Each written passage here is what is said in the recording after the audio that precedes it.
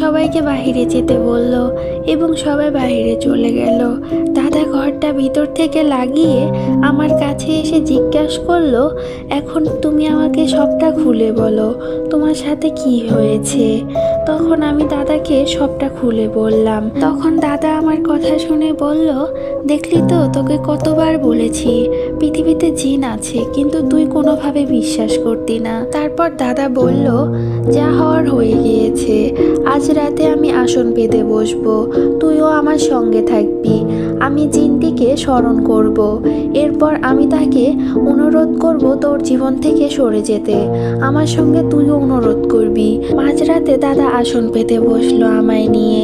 দাদা সবাইকে বলে দিল, কেউ তোমরা আজ রাতে রুম থেকে বের হবে না। মাঝরাতে আমি আর দাদা আসন পেতে বসলাম, জিনটিকে স্মরণ করতে লাগলাম। তার কিছুক্ষণ পর সেই সাদা পায়রাটি উঠতে উঠতে দাদার দরজার কাছে এসে দাঁড়ালো। পায়রাটি আস্তে আস্তে একটা মানুষের রূপ ধারণ করলো। আমার সামনে এখন একটা সুদর্শন পুরুষ দাঁড়িয়ে আছে। একটা অদ্ভুত পোশাক পরা ছিল, চুল ও দাড়ি অনেক বড় বড় ছিল, মুখটা অপরূপ সুন্দর ছিল। সে দাদাকে এসেই সালাম দেয়। দাদা সালামের উত্তর দেওয়ার পরই জিনটি বলে উঠল, আমাকে কেন স্মরণ করেছেন, আমি কি জানতে পারি? তখন দাদা জিনটিকে বলে, আপনি আমার নাতনিকে কেন ভয় দেখাচ্ছেন, আর আপনি আমার নাতনির কাছে কেন এসেছেন? আমি আপনার কাছে অনুরোধ করছি, দয়া করে আমার নাতনির জীবন থেকে চলে যান।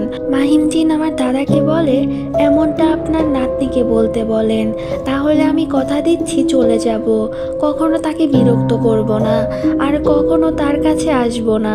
তখন আমি মাহিমকে বলি, আপনি আর কখনো আমার কাছে আসবেন না, আমি এটাই চাই। আমার কথা শুনে মাহিম কান্না করে দেয়। তখন আমি দেখতে পাই মাহিমের চোখ থেকে পানি পড়ছে। তখন মাহিম বলে ওঠে, আমি তো ভেবেছিলাম তুমি আমাকে অনেক ভালোবাসো, কিন্তু আমার ধারণাটা ভুল ছিল। তুমি যখন যাও না, তখন আমি আর তোমার কাছে আসবো না। এটা বলে মাহিম আবারও সেই সাদা পায়রা হয়ে উড়ে যায়।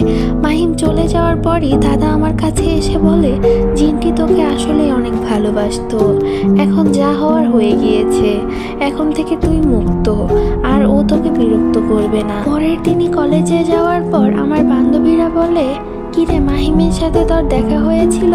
তখন আমি রেগে উঠি আর বলি, তোরা এই নাম আমার সামনে আর বলবি না। তখন আমার বান্ধবীরা বলতে লাগলো, কেন, সে কি তোরে রিজেক্ট করেছে? তখন আমি বলি, ধরে নি সে আমার জীবন থেকে চলে গিয়েছে। তারপর 2 মাস অনেক ভালোই কেটে যায়, কিন্তু 2 মাসে আমি মাহিমকে একটা বারের জন্য ভুলতে পারছি না। প্রতি রাতে আমি মাহিমের কথা ভেবে কান্না